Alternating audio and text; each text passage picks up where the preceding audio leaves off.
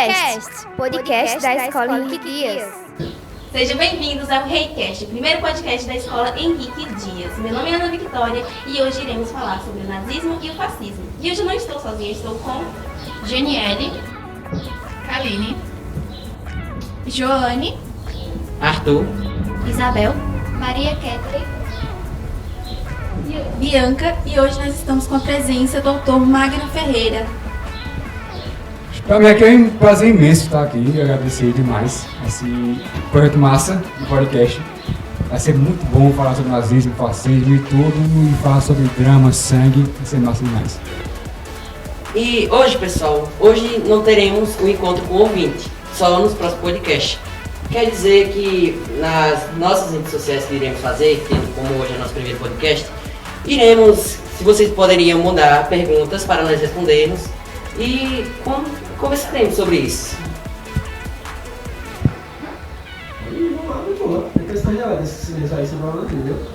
Notícias da Semana. Será um quadro onde a gente irá falar sobre as principais notícias que estão acontecendo no mundo e na escola aqui. Bom, a Escola Municipal Henrique Dias já começou com os ensaios e a nossa festa vai ser dia 28. E bom, pessoal, eu irei recomendar um filme, especialmente da Netflix, cujo nome é Hitler em uma Carreira. Recomendo vocês assistirem. Qual o significado da humanidade? Quem nos deu o direito de quem viver ou morrer? Em que momento ganhamos o poder de sermos Deus?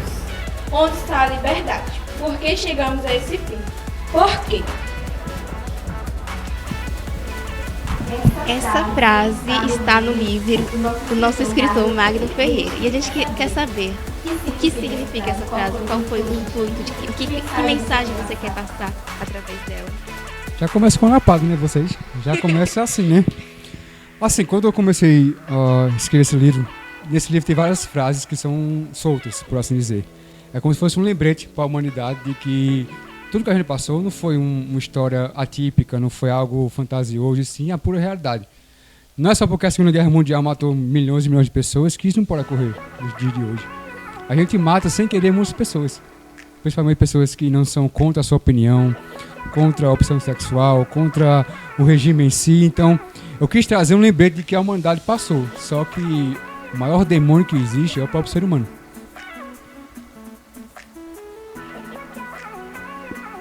Por que você quis virar escritor? Bom, agora começa a brincadeira, né? Vamos começar agora.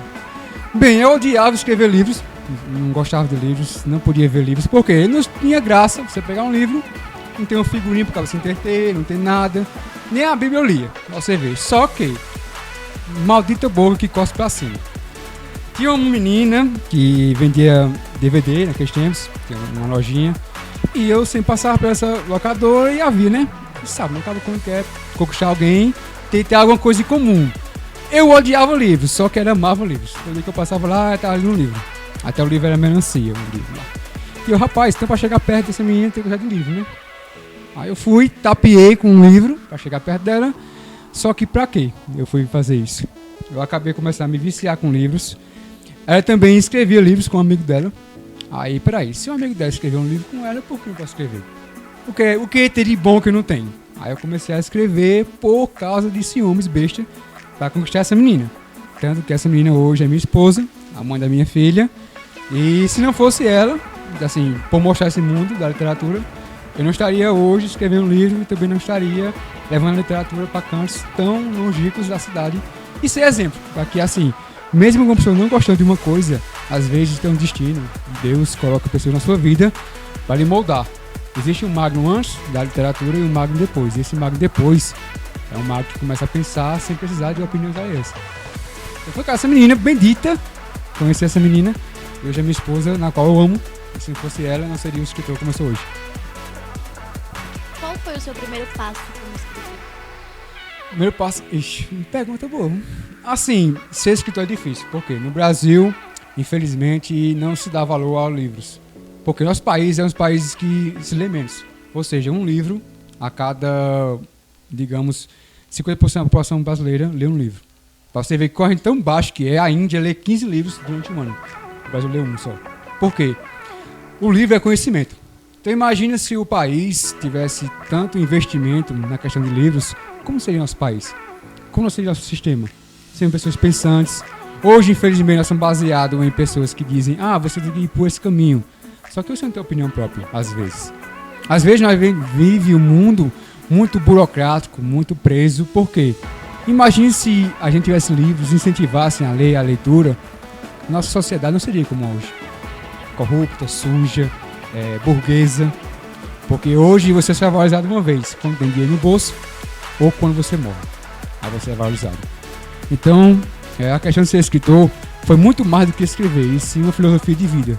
De que se uma pessoa, digamos, eu não sou um liso lascado, vivo em uma cidade pequena, Lajeado, quem diria que ser um escritor? E se não fosse esse primeiro passo, não seria um exemplo para umas pessoas que querem ter um sonho. Sonho não. Eu digo que sonho é coisa de criança. Eu digo objetivo. Você quer ser uma coisa, muitos podem rir da sua cara. Mas se você ama aquilo que está fazendo, prossiga. Você tem alguma inspiração que você se inspire ou não? Hoje eu tenho. Eu acho que não conhece esse livro, Crepúsculo. Alguém já leu Crepúsculo? Agora vampiros, lobisomens. Eu só assisti o filme. Pronto. Foi por causa desse livro, desse filme, que eu comecei a escrever de forma assim, na real mesmo. A minha maior influência hoje, eu digo hoje, é Stephen King. Pra mim é um gênio. Eu não sou muito habituado com literatura brasileira. Eu não sou assim, tipo... Se perguntar, Mago, você... Quem traiu ou não traiu? Eu falei, não sei quem traiu ou não traiu. Nunca li Dom Casmurro. Nunca li Clarice. Nunca li A Moreninha. Assim, por quê? Porque a questão brasileira, infelizmente, a gente endeusa muitas pessoas. Muitos escritores. E deixando de lado os outros. Eu fui muito criado na literatura inglesa. Por isso que eu sou muito fã de King, William Shakespeare, Lewis Carroll, que é o criador de Alice. Então, eu me inspiro muito de fora. Não quer dizer que eu não gosto do meio brasileiro. Seria um hipocrisia, né? Eu, brasileiro, nordestino, pernambucano, e não gostar daqui. Só que eu sou realista. Eu gosto muito da literatura de fora, a inglesa. Você tem algum livro preferido ou não? Tenho, Ave Maria. Assim, eu tenho um coleção em casa de uns 200 e poucos livros. Se um dia botar fogo lá, eu só salvo um, que é Alice, não vai dar minha velhice, de Lewis Carroll. Como autor, ele é uma pessoa que não vale nada. Esse é um cara que não vale nada, Lewis Carroll. Depois pesquisa sobre a história dele, é um cara que não vale. Só que como escritor, eu diferencio. Ele é um gênio. Tanto que Alice até hoje é estudado na questão de psicologia, filosofia, física, matemática. Ele é um gênio. Então se tudo existe de fantasia hoje, é por causa do Lewis Carroll. Então eu sou... Assim, se tem um livro preferido meu, além dos meus, claro, é Alice no País das Maravilhas. Tem gente que costuma dizer que um escritor e um pintor são tudo doido. Que o pintor vê arte em tudo e o escritor vê história em tudo. Você se considera assim? Quem não for doido na questão de escritor é mentiroso. Eu sou maluco. Assim, tem dia que eu tô em casa, assim, eu já prometi a mim mesmo, Mago, eu vou parar de escrever livro, porque eu não aguento mais. É 14 anos escrevendo, dormindo pensando no livro, acordando pensando no livro. Se você ver meu estoque no meu celular, é tudo questão de livro. Só que assim, eu tô andando, penso que não, do nada na minha cabeça, uma história. Aí eu fico na minha cabeça pensando, ixi, aqui eu vou escrevendo. Então sim, eu sou um maluco, eu quero parar, eu tô escrevendo até um livro de terror, será meu último. Assim, eu espero ser, né, porque eu falo que é o último, penso que não, com 2 dias lá na frente tô querendo fazer mais. Só que não aguento mais não, é 14 anos nessa loucura, e eu quero ter paz, eu quero respirar, porque enlouquece o cara, enlouquece. É muito remédio controlado, acaba endoidado, senão acaba louco. Doido. Quais são os primeiros passos para escrever? O que você pensa antes? Você pensa primeiro nos personagens ou no ambiente onde a história vai passar?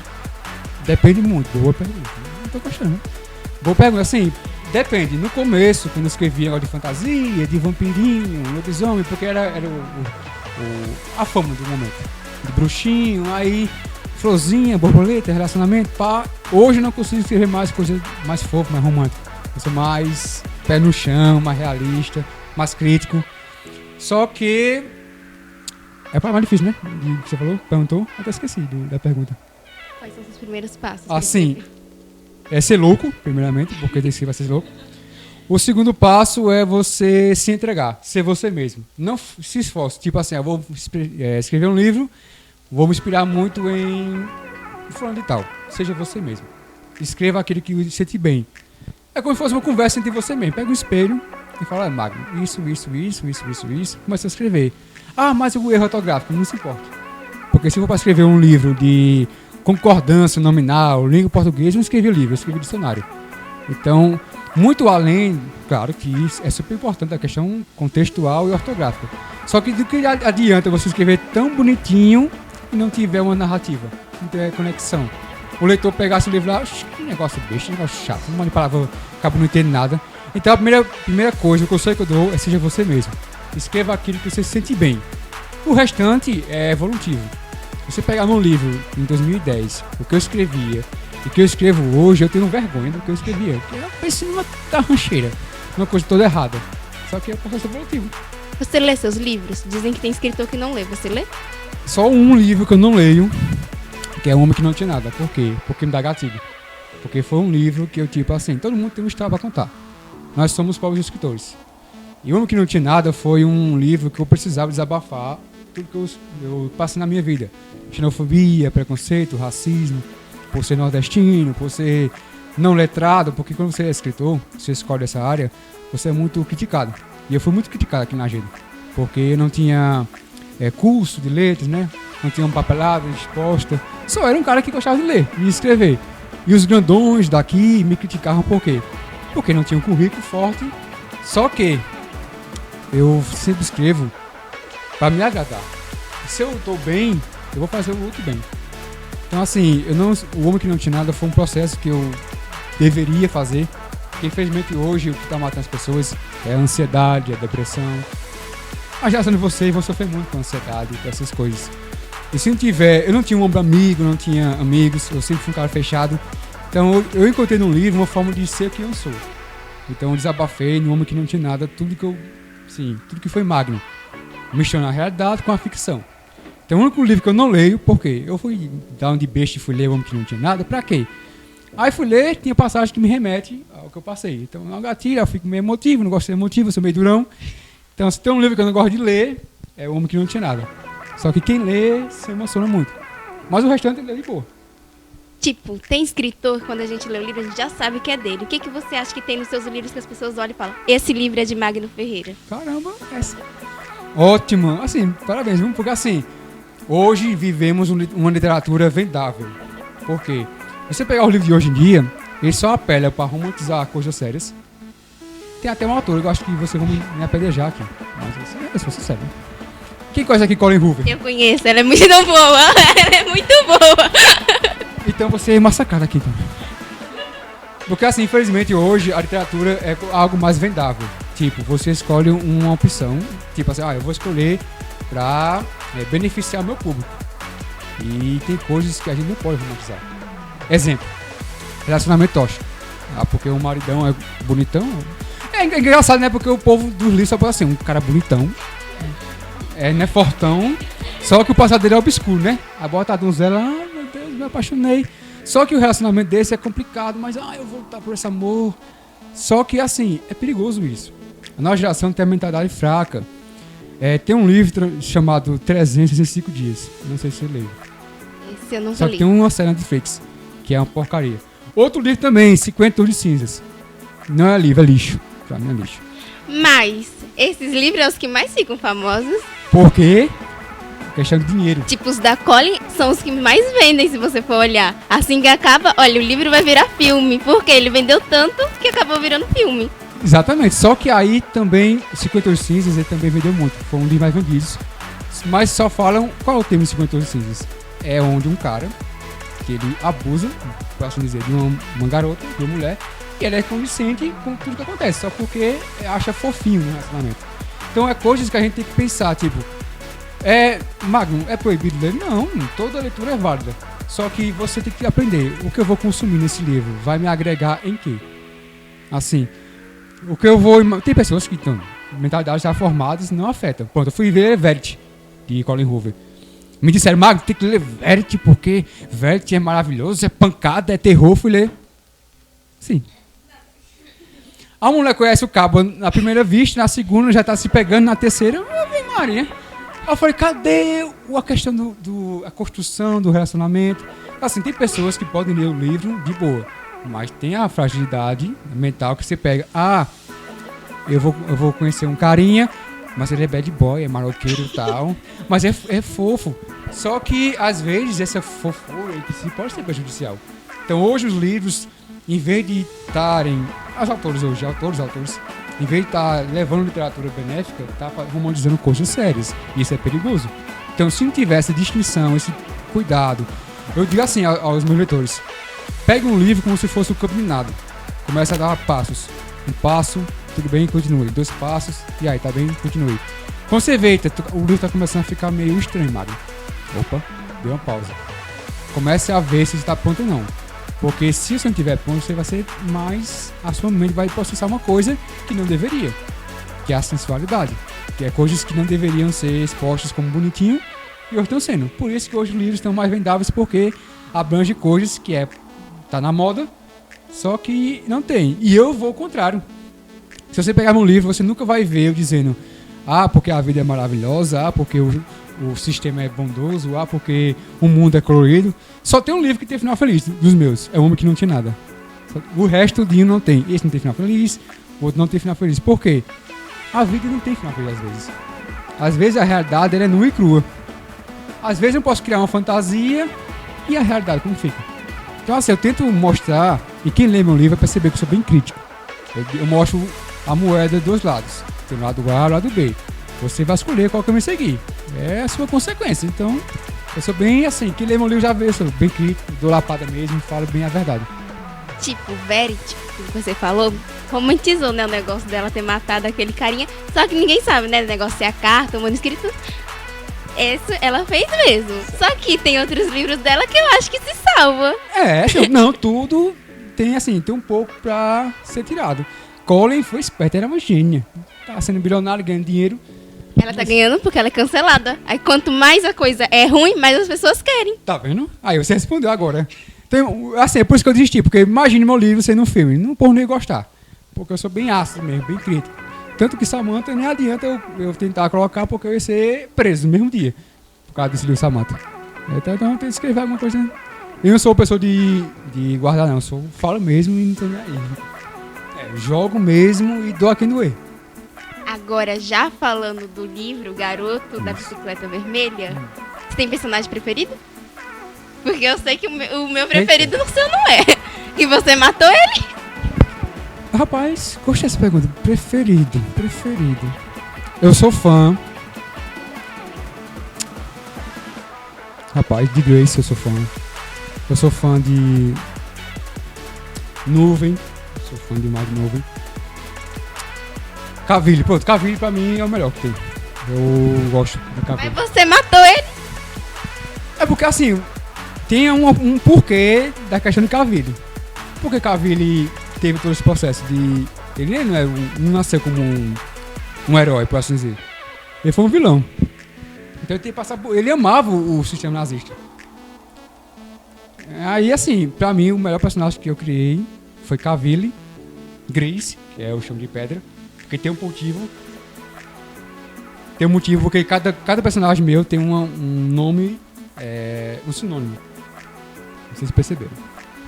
Que Miriam é sol, Grace é a lua, Juan é nuvem. Então cada um tem um personagem porque a sua personalidade. Então pra mim Cavilli é o melhor até agora. Pessoal, tudo bem aí com vocês que estão nos ouvindo? Eu tô aqui nos bastidores, aqui quem fala é o professor Almir, junto de Léo, que tá aqui fazendo a gravação. O pessoal tá fazendo a entrevista aqui com o autor, mas aí eu queria voltar um ponto para os nossos ouvintes eles conseguirem se localizar dentro da discussão. Esse podcast ele surgiu dentro de uma aula de história na intenção de trabalhar alguns conteúdos de história, só que de uma forma diferente. E aí o grupo que está gravando o podcast aqui agora ficou com o tema, né, dos governos totalitários na Europa, e a gente fez o destaque aí para o nazismo e o fascismo, porque logo em seguida a gente vai entrar em Segunda Guerra Mundial. E aí Vitória estava fazendo a leitura do livro e disse: professor, encaixa perfeitamente o convite do autor para que a gente trabalhe isso. E aí eu queria saber, principalmente para localizar o público que vai ouvir o nosso programa, que está ouvindo o nosso programa, quem é esse garoto e por que, né, se passa dentro desse ambiente aí da presença nazista, né, para que o pessoal consiga se localizar dentro da história aí, porque tem relação com o tema do programa. Ótimo, ótimo. Pronto, assim, a questão. A Segunda Guerra Mundial é um tema já batido. Se você perguntar assim, quantos livros tem sobre esse tema? Vários. Só que, quando eu criei esse livro, eu vi que tinha uma coisa idêntica aos livros. Só foca muito em judeus e em Auschwitz. Só que a Segunda Guerra Mundial foi muito além disso. A Segunda Guerra Mundial não começou em 1945. Começou em 1933, como eu falo aqui no meu livro Guarda Vermelho. Nada começou em Auschwitz, que é o campo de concentração na Alemanha, mas sim Dachau. Qual é a coisa de Dachau? Dachau foi a primeira cidade alemã a ser construído um campo de concentração. E ninguém fala disso. Em 1933, Adolf Hitler, que nem alemão era um austríaco, se transformou em chanceler, que é como se fosse um primeiro-ministro, um presidente. E ele, para quem não conhece, Hitler era um cara, na Primeira Guerra Mundial, ele foi um mensageiro, por assim dizer. Ele foi chamado de louco, porque era magricela, muito bocudo. Ele foi tão genioso, assim, Hitler foi um gênio, só que ele usou para o mal. Por quê? Ele foi tão ambicioso que ele criou uma carta e entregou para o presidente americano muito antes de ter essa visão nazista. E o presidente americano lá viu essa carta e disse, quem é esse magricela aqui? Quem é esse branquelo? E descartou. Só que mal sabe ele que tudo que ele fala numa carta ia ser realidade. E eu cito muito, judeus morreram milhões, claro. Só que aqui no livro tem a matemática, que fala sobre as mortes. Judeus não chegam nem perto aos eslavos. O que são os eslavos? São as pessoas que eram mortas de várias cidades, de vários continentes, de vários territórios, por assim dizer, da Segunda Guerra Mundial.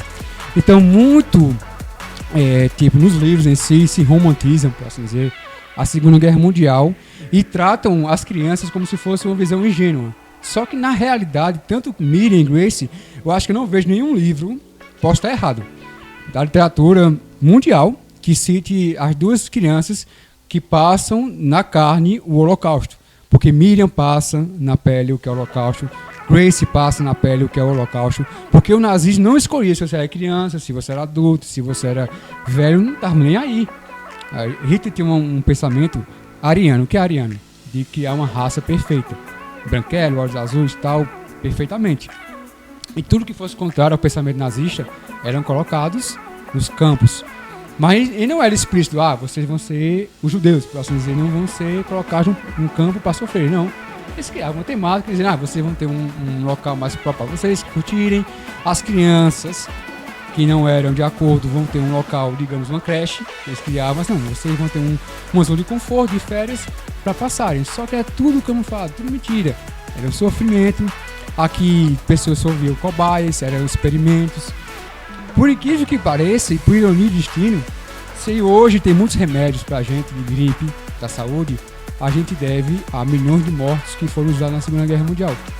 Então, hoje a medicina existe em algumas partes porque fizeram testes em pessoas para morrer no campo de concentração, para que nós pudéssemos ter mais vida, só que na vida dos outros.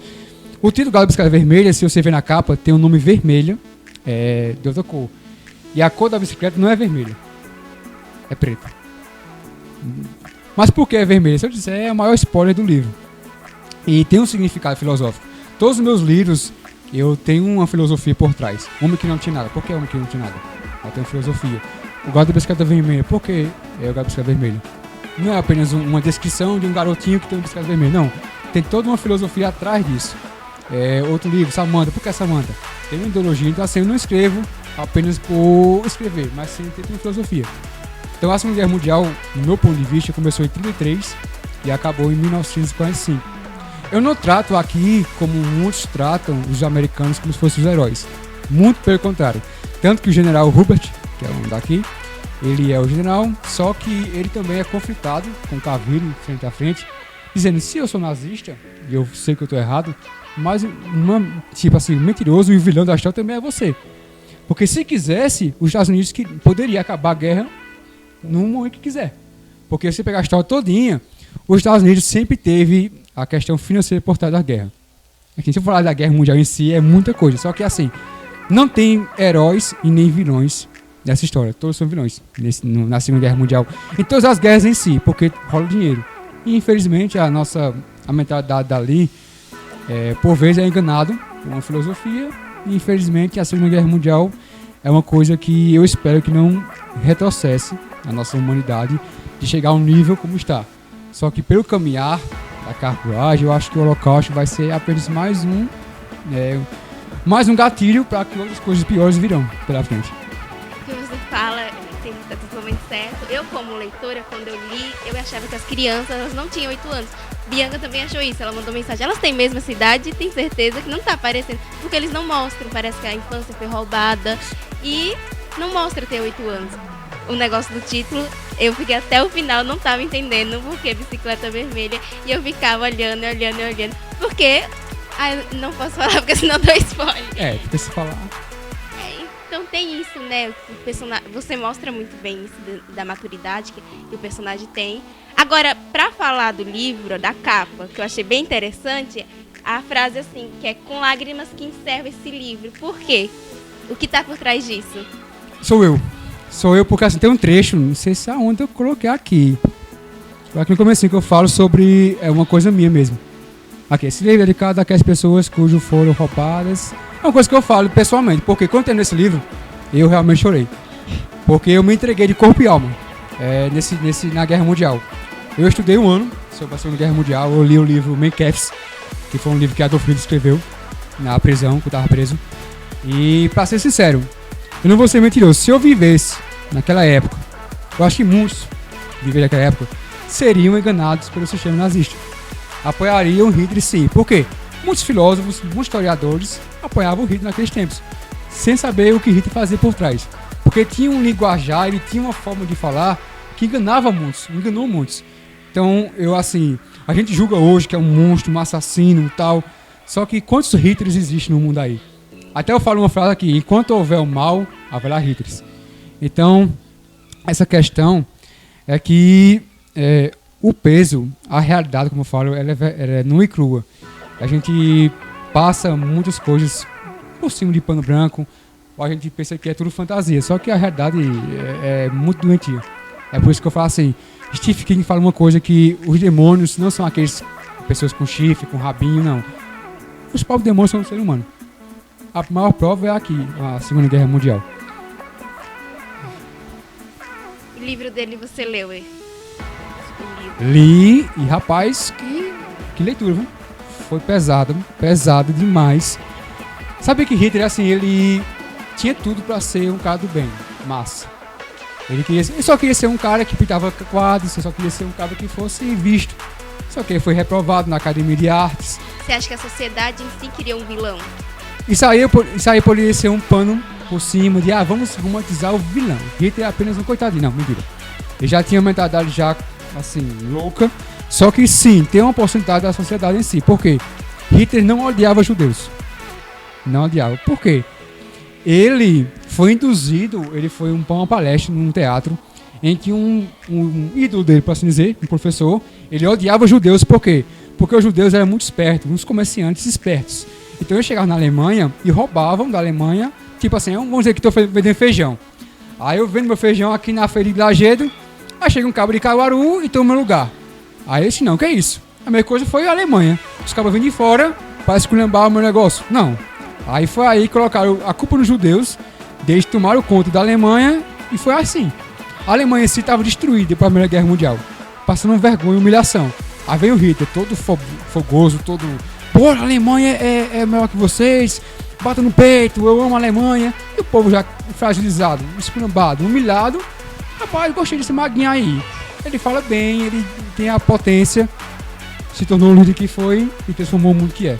Então, assim, Hitler foi apenas uma consequência de juntar a sociedade quebrada e de um louco lunático. Juntando essas duas coisas, transformou-se num monstro. Você acha que, tipo, o nazismo pode voltar ou não? Essa aqui, eu acho que o nazismo em si, não. Mas a ideologia, sim. Eu acho que a ideologia nazista de separar nós e eles, estamos vendo agora. O Brasil é o maior exemplo. A gente antes era um país unido. Hoje não. É o país ou você ou ele. Você pegar o mapa brasileiro politicamente, você vê o norte e o sul dividido. Um Brasil que não respeita a opinião A ou B. Um Brasil que não aceita a opção A ou B. Um Brasil que distingue entre cores ou raças. Se você é vermelho, se você é amarelo, se você é preto, se você é branco. se você é rosa, se você é vermelho. Poxa, nós somos no Brasil. A mesma coisa está aqui. A Alemanha colocava triângulos de cores amarelas, judeus. Pretos, o triângulo preto, eram homossexuais. O rosa, lésbicas. O roxo, pronto, o roxo, eu foco muito no triângulo roxo, é o Testemunho de Jeová. Nunca ninguém mencionou sobre a Segunda Guerra Mundial, sobre essa parte. Testemunho de Jeová é uma religião. Porque assim, foi a única classe na Segunda Guerra Mundial que teve uma escolha. Hitler, por assim dizer, chegava assim, olha, você tem uma escolha. Ou você adora o seu Jeová, ou você me adora. Sim, Hitler queria ser um deus na Terra. Ele tinha uma visão atlântida. O que é isso? Ele cultuava o sistema de Atlântida, que é os seres mitológicos do submerso, do oceano, aquele povo. Mas quem gosta de Aquaman, DC, é mais ou menos isso. Então ele é meio louco, ele tinha uma religião própria. Se você vê, tanta coisa que tem aqui na Segunda Guerra Mundial que é bem estranha. A suástica em si não é errado. A suástica. Tanto que os americanos usaram a suástica na Primeira Guerra Mundial. A suástica significa um renascimento, é uma ideologia filosófica de tipo, você vai se remoldando de acordo com o tempo. O que Hitler pegou? Hitler pegou a suástica, apenas inverteu, pegou o norte e o sul, como se fosse ligasse ele ao Deus. Então ele é o próprio Deus. Então a suástica, se você usar a suástica reta, normal, não é errado. Pode se moldar, ele vira nazismo. Por causa de Adolf Hitler. Então hoje a ideologia nazista, por assim dizer, não pode. Mas os próprios campos de concentração existem na própria sociedade brasileira. A gente cria nossa própria sentença de morte, por assim dizer, na nossa sociedade. A gente vê isso, infelizmente. Na minha visão, lendo o livro, eu acho que os personagens só começaram a achar que isso era uma coisa errada quando eles viram que estavam perdendo a Segunda Guerra Mundial. Você acha que se Hitler tivesse ganhado, o nazismo teria fim ou não? A nossa sorte, graças a Deus, é que Hitler não conseguiu o famoso dia D. Que foi que ia extinguir mesmo a 3/4 da raça humana. Era o maior feito de Adolf Hitler. Que foi conhecido como... Até hoje comemora-se o 4 de julho também, o dia D, por causa disso. Se não tivesse abrido os olhos... E a sorte dos americanos é que os ingleses derrubaram um pouquinho do Holocausto, dos alemães, e aí que os Estados Unidos chegaram com o porte físico, toda a grana, e derrubou. Só que se Hitler tivesse ganho, a gente seria, o mundo todo seria refém do sistema nazista. O sistema nazista é um sistema totalista. E o que são isso? Bom, regimes totalitários, o que é? É um sistema político onde o governo ele controla a vida dos cidadãos. Isso inclui o controle da instituição escolar, da vida pessoal. Alguns exemplos são o nazismo, que acontece na Alemanha, e o fascismo na Itália. Que tipo, vamos dizer, se o Brasil vive um sistema totalista, vamos supor, se nosso presidente Lula e a gente estivesse vivendo esse sistema, Lula tinha poder sobre tudo, sobre escola, ele podia vir aqui e falar, quero fechar essa escola, porque o sistema totalista é isso, é o líder comandando tudo e todos. E o fascismo, ele faz parte é o primeiro sistema a surgir, e o fascismo começou na Itália. Bom, mesmo na Itália, na Primeira Guerra Mundial, ter mudado para o lado dos escuros, ela recebeu o privilégio do Tratado de Versalhes, que os outros participantes ganharam fazendo a guerra se tornar um mau negócio para os italianos. E os italianos, eles também tinham esse sentimento vamos dizer, de se sentir inúteis, porque eles eram considerados a menor das potências. Então, os italianos, para isso, eles se sentiam assim. Aí surge Mussolini, querendo mostrar, dando força, falando que a gente podia ser melhor, só a gente administrar tudo isso. Porque eles eram considerados isso, a menor de todos. Aí chegou Mussolini, um dos primeiros líderes autoritários. Benito Mussolini, ele foi o líder do fascismo na Itália. Ele começou a sua carreira em um partido socialista. E ele rompeu o movimento socialista por visão nacionalistas e pró-guerra. E aí ele deu iniciativa ao movimento no fascismo. A marchada sobre a Roma, que em 1922 Mussolini e os fascistas organizaram a marchada sobre Roma, que demonstrava a força que resultou a nomeação de Mussolini como primeiro-ministro. Mussolini, ele tinha como em suas primeiras ações tirar o partido do poder da oposição, porque ele tinha como se fosse assim, eu esqueci. Ele queria centralizar e controlar a mídia. Então, Mussolini, ele era totalmente autoritário e ele tinha o desejo de ser visto como salvador da Itália. Para você escrever um livro sobre o nazismo, você teve que ir atrás do fascismo também ou não? Você só foi direto no nazismo? Eu perambulei, por assim dizer, pelos fascismos. Só que eu, me prendi muito ao nazismo.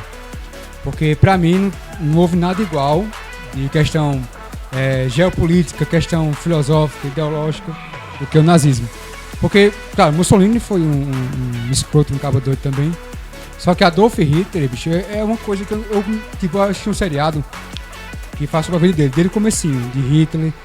E eu percebi, rapaz, esse cabo ele foi criado no inferno, só por isso. Não tem condições.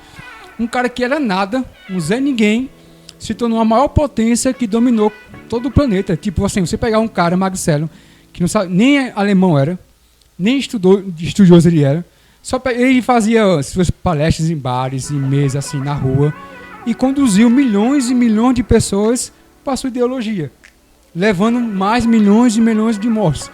Eu me pergunto, rapaz, cadê a questão religiosa? Cadê a questão de pensamentos nesse tempo? Cadê alguém que chegou assim? Cadê os direitos humanos? Que por falta que cada um seja os direitos humanos. Cadê esse povo nesse tempo de Adolf Hitler? Então assim, você falou que a gente está num país livre, graças a Deus, mas você acredita que ao passar o tempo, você crê que isso vai ter mais liberdade nesse país que a gente vive? Você acha que vai acabar Sim. essa liberdade toda que a gente tem? Pelo caminhar da carruagem, se a gente deixar que as asas voem. Na minha opinião, o povo brasileiro não tá nem aí pra política. Ele trata isso como uma besteira. E uma coisa importante é que a mesma coisa com os alemães. Eles só querem que o circo pegue fogo. Mas se não tiver ninguém que coloque assim a cara a bater, eles vão tomar conta. Pra mim, o Brasil, ele é um país que a gente pede por mudança, mas a gente anda na contramão. Exatamente. Porque a gente não se esforça por isso. A gente quer que os presidentes façam tudo, mas a gente mesmo não caminha nesse andar da carruagem. Exatamente. Tanto que o sistema, assim, eu tenho uma visão do sistema hoje, brasileiro, ele é o maior erro. O sistema presidencialismo. Eu não concordo porque, estamos há mais de 15 anos, fomos colonizados por Portugal. Qual é a mudança significativa que o Brasil teve até agora? A gente, eu acho, até eu tenho uma visão crítica, muitos me criticam, que eu sou meio extremo. Rapaz, se for pra a gente viver o que estamos vivendo, entregue a gente para Portugal, que é melhor. Porque a gente primeiro teria a Europa, do nosso lado, ganhar em euro, ser bem mais beneficiado, porque hoje real vale menos do que o dinheiro da Argentina, vale uma porcaria. A nossa educação é a mais péssima que tem. Então assim, o Brasil tem tudo para ser um país perfeito. Tudo. Um país que tem 4 zonas térmicas, um país que é centralizado de tudo, benefícios próprios a gente tem. Só que quem destrói nosso país é os nossos governantes. E como você falou, a gente quer uma mudança, mas o que a gente está fazendo para mudar? Porque as mesmas figurinhas que ocorreram lá desde Marechal Deodoro Fonseca e até agora com o Luiz Inácio, são as mesmas figurinhas repetidas. Uma coisa que eu não concordo é esquerda e direita, direita e esquerda.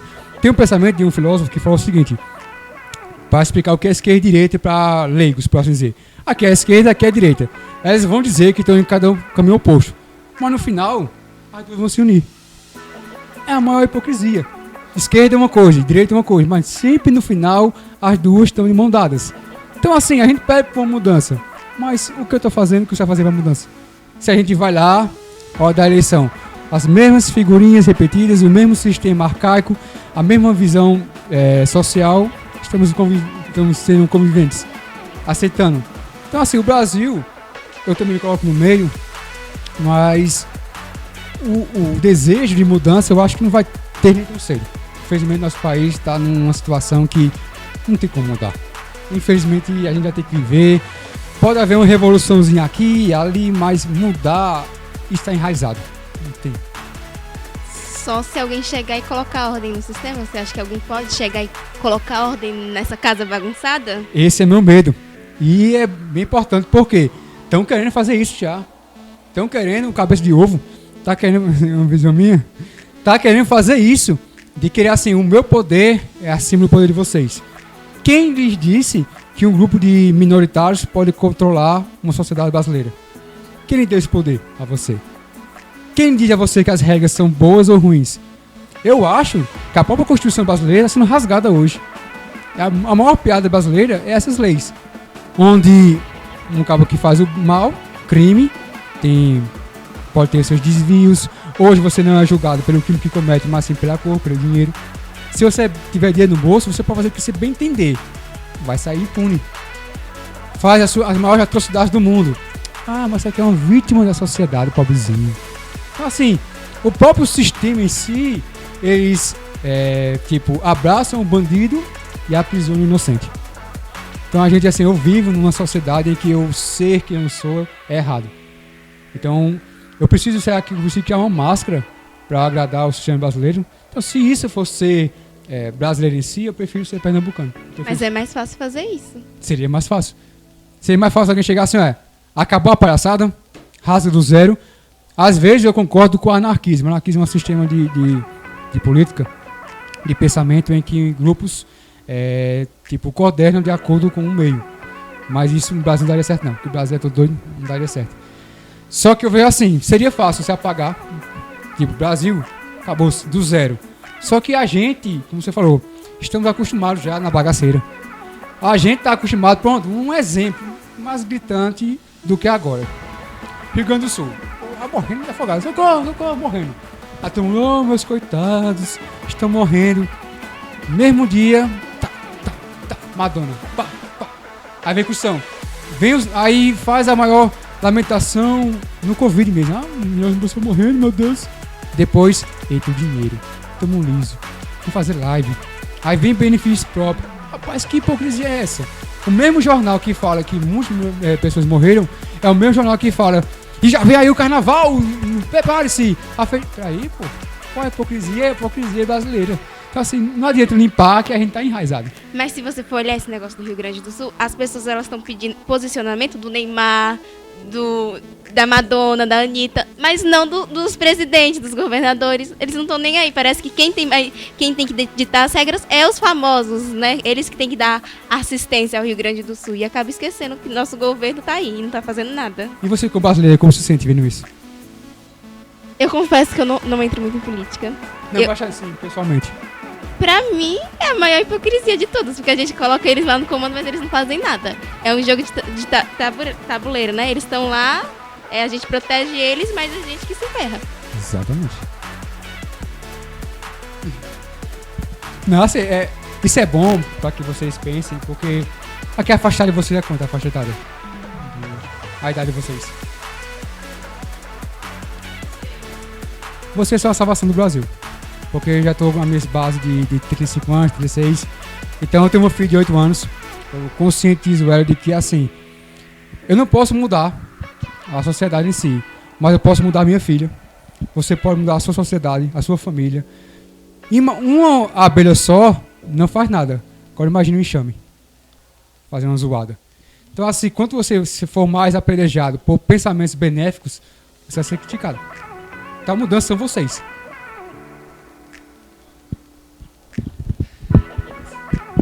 Mas a gente é considerado a geração perdida, né? Que não vai dar em nada, que tá estragando o mundo. A gente que vai mudar o mundo, mas a gente é considerado um estrago, né? O que vai botar o mundo... Maravilha. E eu fui considerado como vagabundo. Olha, quando eu comecei a escrever livro, meu pai dizia assim, isso é coisa de vagabundo, escrever livro. Minha mãe dizia assim, esse negócio de livro é coisa do diabo. Bota. Uma coisa que eu ensino, que eu passo pra minha filha e pra vocês também, peguem as críticas, transformem em degraus de escada. Porque a coisa mais, digamos, perigosa na sociedade, hoje, você falou a geração fraca, tem um sentimento, que eu não falo que é saudade, não é tristeza, mas sim arrependimento. Tem um palavra que chama-se si. Esse si pode pesar. Lá na frente, quando você tiver 20, 30 anos, você fala, eita, eu queria fazer uma coisa, mas não fiz. Porque se desse certo, e se eu errasse, e se eu não tentasse, esse si pode ser a mudança. Então eu fui chamado de vagabundo, todos, 90% diziam, magro não vai ser nada, através da literatura. Por quê? Lajedense, lascado, pobre, vindo da favela de Lajedo, sem ter um curso de letras, sem ter nada, tudo indicava para eu não ser nada. Hoje, nunca cheguei, magro agora é o famoso, não. Só que eu posso olhar no espelho, eu posso dizer à minha filha, olha, eu estou orgulhoso porque eu lutei com o sistema, eu lutei contra a sociedade crítica e saí vencedor. Tanto que hoje, aqui, já para mim é um momento glorioso. Porque imagine quantos magnos se perderam porque não tiveram oportunidade, não tiveram visibilidade. O maior momento, o maior ciclo de talento, sabe onde é? Não é na escola. Sabe onde é? Onde? No cemitério. Porque aí tem sonhos mortos, artistas mortos, tem professores mortos, dançarinos mortos. Porque não tiveram oportunidade. Não tiveram a opção de tentar. E hoje eu vejo, eu estou carregando comigo, eu carrego na minha escola a literatura lajedense. Porque depois de mim, apareceu 13 escritores lajedenses. Eu estou levando a escrita de Lajedo para fora. No dia 16 e 15, a gente teve na UPE e na UFAP. Pela primeira vez na história de Lajedo, 4 escritores estiveram dando palestras a faculdades do Agreste Pernambucano. Então imagine, se eu falasse isso há 14 anos atrás, que um dia eu estaria dando palestra a um curso de letras do 7º período, o povo ia rir da minha cara. Mas e agora? Depende de vocês. Se você quer ser uma coisa, não faça porque eu vou fazer isso para agradar fulano, mas faça para agradar a si mesmo. Porque hoje eu não vivo de livros, eu sou rico, não. Mas se tem uma coisa que no dia não paga, é você dormir tranquilo, com a consciência tranquila, olhar no espelho e falar, sim, eu consegui, mesmo que todo mundo dissesse que eu não conseguiria. Então, pra gente, a Alemanha, eu acho que ela foi prejudicada pelo sistema. Assim, o nazismo, ele chegou na Alemanha quando a Alemanha estava toda quebrada, principalmente por causa do Tratado de Versalhes. Nesse tratado, ela teve que pagar indenizações muito altas para os países aliados que ganharam a guerra. Isso afetou muito a economia. Estava tendo muita hiperinflação e politicamente também estava uma bagunça, porque era uma monarquia, mas o rei abdicou, virou uma república. E a população, ela estava muito revoltada e também muito constrangida, porque no Tratado de Versalhes, a Alemanha ela não só teve que pagar indenizações, como também diminuiu o exército, devolveu terras. Então a população estava se sentindo muito humilhada e queria vingança contra os países que propuseram o Tratado de Versalhes. Você acha, na sua opinião, que os Estados Unidos é o maior culpado do nazismo da Alemanha? O peso eu vou dividir 50% de Hitler e 50% dos americanos, porque eu adoro a questão patriota dos americanos. Eles lá matam e morrem pelo país. Eu, se chamar pra guerra, eu quero que o Brasil se exploda. Eu vou morrer nada pelo país, não passa nem pra mim. Só que os americanos poderiam e deveriam ter feito alguma coisa no começo. Falei, a guerra não começou em 1945, que foi o apogeu, 38 foi o apogeu da guerra. E começou em 1933, quando Hitler se transformou em chanceler da Alemanha. Ali ele poderia ver assim, que esse cara está aparecendo aí? Quais são os seus ideais? Quais são as suas propostas? Mas os americanos, eles já têm aquele ar de donos do mundo. Eles ganham muito dinheiro com guerras, armamentos. Tanto que eu duvido uma guerra, os americanos botar a cara pau a pau com algum país. Não, eles se chamam a Inglaterra, chamam outro país para lhe ajudar. Por quê? É um tabuleiro. Tá? Aqui os americanos, eles botam primeiro os espiões. Quando os espiões estiverem enfraquecidos e a guarnição deles enfraquecida, eu vou aparecer, vou pegar, botar minha bandeira e tá lá. Eu venci a guerra mundial. Só que os Estados Unidos também teve culpa no cartório. Se eles quisessem acabar, outra realidade também, os americanos, a guerra do Iraque, podia acabar quando quisesse, mas não é dinheiro no bolso. A guerra contra esse tal de Bin Laden, que nunca existiu esse Bin Laden na minha vida. Uma ficção criada para gente vê na história, curtindo a história, Bush estava em decadência gigante de popularidade. E, quer queira ou não, essa guerra no Afeganistão foi a saída para que Bush saísse como o herói. Só que a gente viu, e hoje os próprios americanos têm vergonha de dizer de George Bush. Então, assim, para a América em si, os americanos, quanto mais morte, quanto mais guerra é melhor, que é dinheiro no bolso dos americanos. Porque eles se tornaram a maior potência através da Primeira Guerra Mundial. Exatamente. Tanto que tem um filme muito importante, e indico, é Oppenheimer, que tanto que os americanos não gostaram muito de Oppenheimer, e eu adorei, foi um filme perfeito na questão de Oppenheimer, e fala na cara mesmo o tanto que o exército é benevolente com essa guerra, com essa disputa de armamentos, que tanto a de Hiroshima e Nagasaki, a bomba nuclear, atômica, quer dizer, estava disputa entre os nazistas e os americanos. Quem construiria primeiro? Peraí, se você construir uma bomba, você quer matar a gente. Então pra que bicho igual Oppenheimer estava criando uma bomba? Pra brincar de chimbre não era. Então, de certa forma, essa mesma bomba que deveria ser para bater de frente com os alemães nazistas, foi o que matou milhões de japoneses. Então cadê esse patriotismo de heróis dos americanos? É isso que fica uma dúvida na minha cabeça. Mas tipo, o nacionalismo da Alemanha, tipo, eles já eram nacionalistas. Como é que Adolf Hitler, você acha que ele entrou mesmo não sendo da Alemanha? Ótimo. Vamos fazer aqui uma analogia. Imagina você passa por um relacionamento complicado com seu ex. Tá ali machucado. Ai, passei muito tempo, saudade do meu ex. Aí vem um cara. Para os homens vem uma menina. Carinhosa. Fala no seu ouvido, você é especial, você é bonita.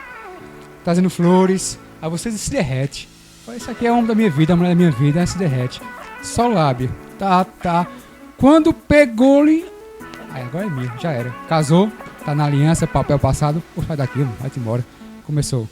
Hoje eu faço uma analogia porque a Alemanha era aquela menina, ou aquele menino todo fragilizado, da Primeira Guerra Mundial, todo triste, todo acabado.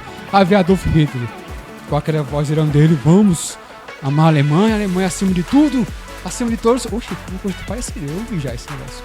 Acima de tudo, já ouvi isso. E levantou aquele patriotismo. Só que todo lobo, ele se veste de cordeiro. Ninguém vai, num relacionamento, como eu falei de relacionamento, ninguém vai conquistar uma pessoa dizendo, eu sou ignorante, eu sou bruto, eu gosto de bater. Não. Os maiores, infelizmente, as relações hoje acabam, divórcio, por espancamento de casais, o marido ou a esposa eram anjos no começo do namoro. Ninguém mostra suas garras no início do namoro. Mas quando casa, começa a aparecer os defeitos, aparecer as coisas, a mesma coisa foi a Adolf Hitler.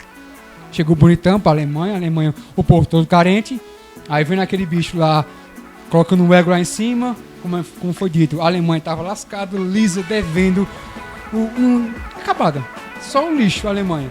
Aí vem o cara dizendo, bora, vamos conseguir.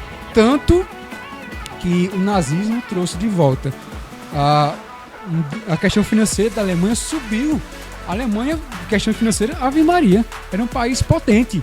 A Alemanha era vista como assim, a menina dos olhos de ouro, porque cada do nazismo começou a crescer. A inveja, a ganância, a Alemanha começou a crescer, tanto que uma Magicera tomou conta, chamou Japão. O Japão já era uma coisa grandiosa, foi chamando, e hoje foi o que foi. Então assim, é tudo a questão de relacionamento, como eu falo. Ninguém mostra as garras de primeiro encontro. Tanto o fascismo, tanto o nazismo tem coisas bastante parecidas. A ideologia deles tem coisas parecidas. Para a gente entender o regime, temos que saber a sua ideologia. O regime era autoritário e nacionalista. Autoritário é um líder que manda em tudo. E nacionalista é um povo que é apaixonado por o seu país. Então, as diferenças do nazismo e fascismo é que o nazismo é marcado com a ideologia racial extrema. Os nazistas promoviam a superioridade da raça, enquanto o fascismo ele enfatiza o nacionalismo extremo e contraliza o poder do Estado e a glorificação da guerra. qual dos dois regimes você acha? Você acha que o mundo hoje em dia, as maioria das pessoas, o regime que mais é lembrado é o nazismo? Você acha por que isso? Porque ele foi mais bruto? Eu acho que foi a repercussão do nazismo em si. Porque ele cita muito a Primeira Guerra Mundial, ninguém cita. Morreram milhões, também morreram. Só que o nazismo em si trouxe uma coisa que o ser humano estava perdendo, a empatia. O ser humano estava perdendo a questão de ser humano. Tipo, milhões morreram, ao campo pessoas morreram, só que teve questões mais, tipos, mortais que a gente não vê direito. Coreia do Norte é um exemplo de ditadura. Ali morrem milhares de pessoas, mas ninguém fala nada. Por quê? É por isso que eu falo, a romantização do nazismo, que é perigoso. Tipo assim, eu gosto desse tema nazismo, Segunda Guerra Mundial, não porque da questão de mortes em si, mas como uma pessoa só conseguiu modificar todo um ser humano. A gente aqui, o cara morreu há muitos anos atrás, há décadas atrás. A gente até hoje discute e gerações futuras vão discutir sobre Adolf Hitler, sobre Adolf Hitler. Mas tem Putin, tem Bush, tem vários aí que passaram, tem o japonês do Coreia do Norte e muitas coisas se passam, mas só fala do Hitler. Por quê? A repercussão é maior por causa das atrocidades que tiveram na Segunda Guerra Mundial. Mas na maioria das vezes o vilão é sempre o que mais é lembrado. O herói... Porque o herói só existe através do vilão. Exatamente. E o herói significava, entre aspas, nos Estados Unidos, e o vilão Adolf Hitler. Só que se for para ver quem era mais mortal, Hitler ou Mussolini, não tem como comparar. Mussolini matou mais. Só que Hitler é mais lembrado. Tá vendo aí como é as coisas? Aí, tipo, o mundo, ele tinha uma visão sobre o nazismo e o fascismo. Entre o fascismo e o nazismo, o mundo era dividido em dois. Ambos liderados por Mussolini e Hitler, que acabaram trazendo ordem e equilíbrio nas economias. Só que muitas pessoas não começaram a gostar disso, começaram a criticar por causa do expansionismo e das perseguições que, se eu não me engano, Adolf Hitler tinha. Aí muitas pessoas começaram a querer tirar Hitler do poder. O nazismo e o fascismo, eles foram os principais responsáveis da Segunda Guerra Mundial. Você, na sua opinião, você acha que o mal podia ser tirado muito antes? Hitler, se os Estados Unidos tivessem dado uma olhada, eles podiam ter acabado com isso e essa guerra talvez não tinha nem começado? Eu vou responder essa pergunta com outra pergunta. A fome pode ser extinta no mundo? Eu acho que não. Eu acho muito difícil. Por quê? Poder, assim pode, né? Mas vai ter alguns problemas, primeiramente, né? Mas se todo mundo querer. Sabe por que eu perguntei isso? Porque da mesma forma que poderia acabar com a guerra, poderia acabar com a fome. Foi perguntado um dia a Bill Gates não, a Elon Musk, se ele teria condições de acabar com a fome no mundo.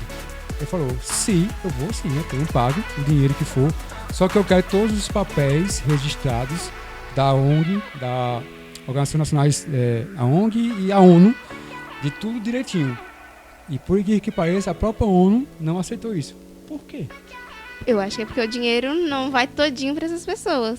Da mesma forma que as guerras poderiam ser acabadas, tudo gira em torno de quê? Do dinheiro. Exatamente. E tipo, se você vê o Brasil, nossos impostos são muito altos, mas ninguém liga pra isso, porque a gente paga literalmente um produto a mais quando a gente vai fazer as compras.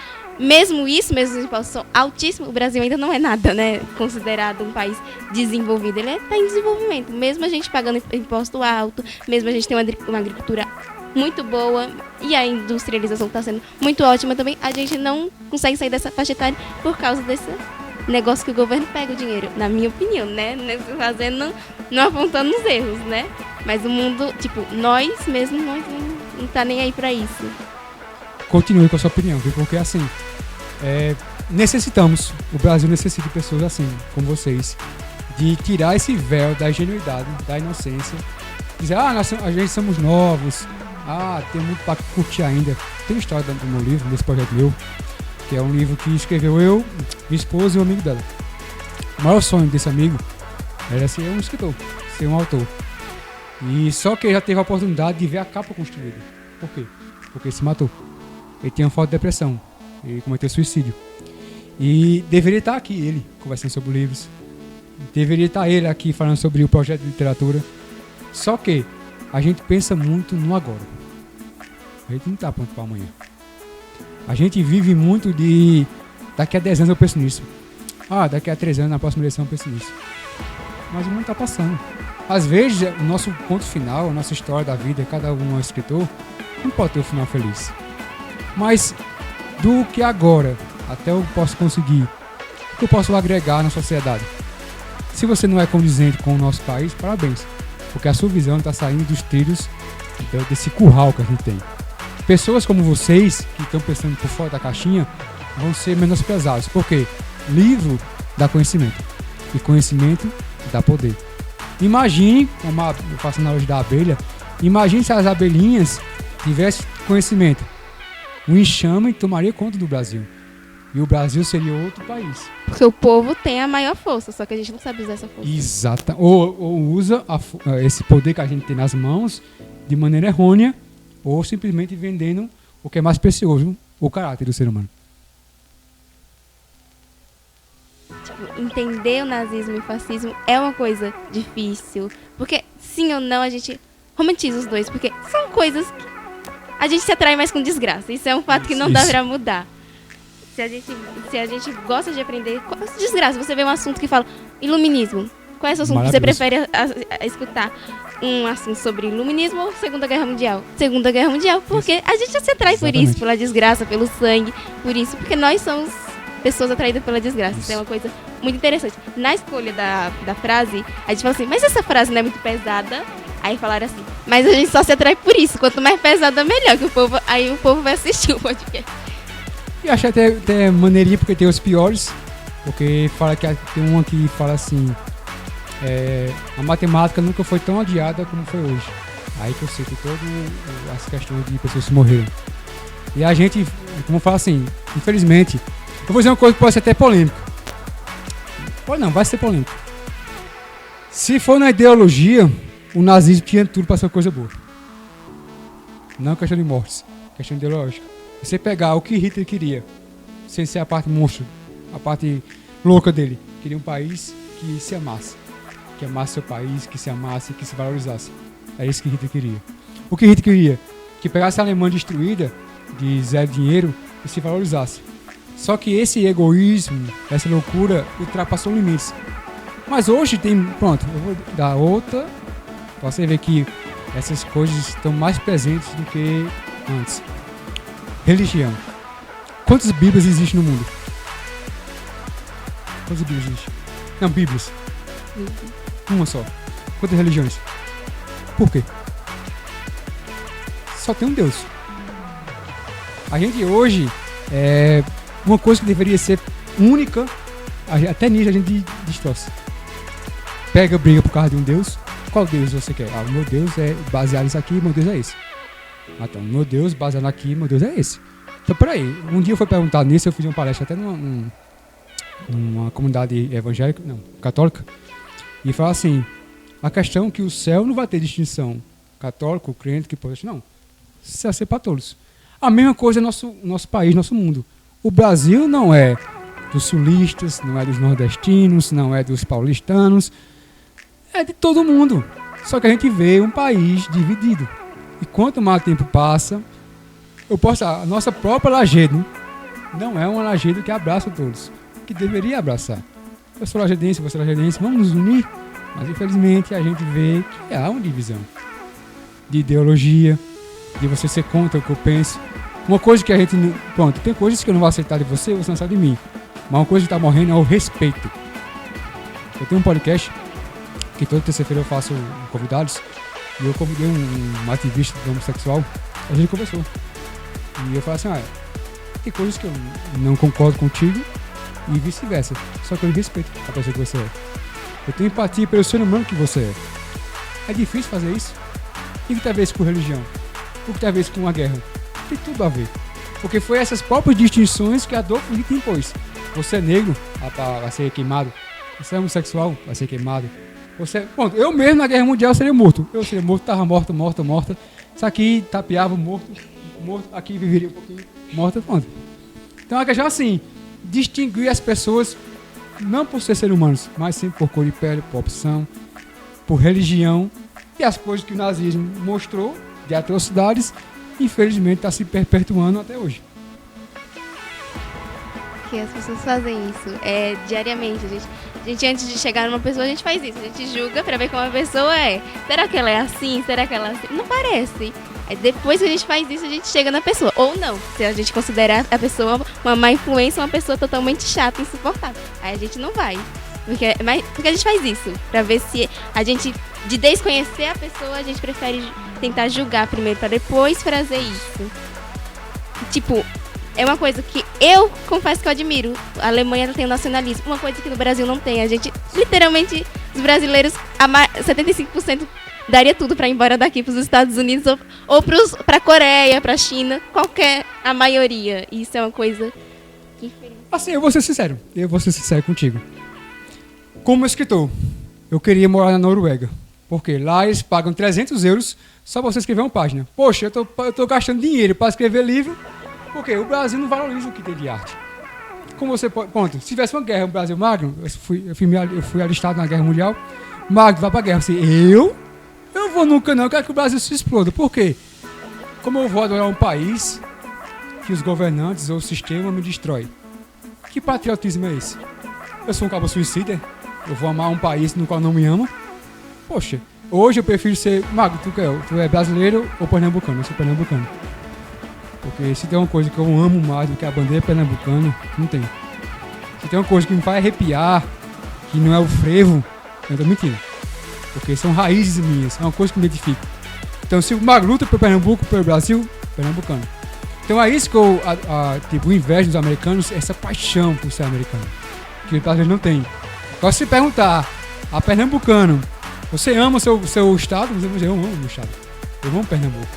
Então assim, o país em si criou essa falta de empatia com o país. Por o próprio sistema diferencial entre nós e eles. Tanto que tem guerra assim. Teve tantas pessoas que disseram, o Sul tá morrendo por algo bem feito, porque o Sul reclamava, chamou a gente de burro, chamou a gente de analfabeto, chamou a gente de passar fome. Esse que sofre. Então, essa é a consequência. Pra gente fechar nosso podcast, quais são seus próximos passos na sua carreira? Assim, eu tô terminando o livro de Stephens, que é um livro de terror. Depois desse eu paro. Não aguento mais. E vou prosseguir com a minha filosofia de vida, que é fazer com que a literatura lajedense seja feita. Não importa a gente estar em escola falando sobre Machado de Assis, Clarice Lispector, isso é bonito, é maravilhoso. Só que não adianta falar dos antigos e não valorizar o que tem agora. Porque eu acho isso hipocrisia. Você valorizar, porque os clássicos são importantes, maravilhosos. Só que o Brasil vai ser, a literatura brasileira, e principalmente Lajedo, vai ser valorizado quando isso? Então quer dizer que outros Magnus, outras Rafaelas, outros escritores vão morrer para que um dia Lajedo possa... Isso aqui que estão fazendo hoje, isso é histórico. Que nunca na história de Lajedo foi construído, foi debatido um livro de cidadão lajedense na escola. O que estão fazendo na Escola Sebastiano, lá na Vila dos Prazeres, que vão construir uma peça baseada no livro, nunca aconteceu. Por quê? Isso se trata de uma revolução que está acontecendo em Lajedo. Hoje, Lajedo tem 80% das escolas privadas, estaduais e públicas que tem um livro da gente. Porque 75 anos a gente vai fazer esse ano. Em 74 anos não apareceu ninguém que fez isso. Eu acho que teve que bater a cara e eu aparecer para fazer isso. Por quê? Desde quando esse egoísmo, essa arrogância dos antigos só pensaram em si mesmo e a nova geração? Então eu estou deixando aqui, não é Magno que está deixando. Eu estou deixando aqui uma Lajedo melhor para que futuros escritores, tanto que os meus livros, quem produz sou eu tenho minha editora. Então, através da minha editora, eu posso construir novos autores, atrizes. Também vou construir webséries, que vai ser transformar livros em séries, que vai instigar peças teatrais, roteiristas, dançarinos. Então, eu estou fazendo a minha parte. Eu estou lutando. Eu consegui também uma emenda para que sejam incentivados na literatura mais de 10 mil reais. Para que tenham esse incentivo. Para que pessoas, eu vi um projeto no Irene Leão, que lá no Bom Jesus, que é periferia, pessoas que querem escrever livros, que querem mostrar seu talento, só que não tem oportunidade, não tem dinheiro, agora tem. E dependendo de mim, a gente vai fazendo. Então, assim, eu quero deixar um Lajedo, que lá na frente minha filha possa valorizar mais Lajedo. E não carregar nas minhas costas uma culpa de que muitos magos morreram porque não fiz nada pro Lajedo. Isso é uma coisa muito boa, parabéns pra você. É isso, né? E a gente se sente honrado por receber sua presença, por uma pessoa que está tentando levar consigo Lajedo, tentar mostrar que a gente também é capaz, porque as pessoas costumam ver cidade pequena como inferiores às outras. Então a gente agradece muito pela sua entrada aqui, por estar aqui, e muito obrigada por tudo. E eu espero que tenha uma próxima vez, que você queira voltar aqui e a gente debater sobre outro assunto, porque foi muito, muito bom conversar com você. E com isso a gente fecha nosso podcast, dando muito obrigada para Magno e até a próxima. Esse foi o meu, o seu, o nosso Reicast. Até a próxima.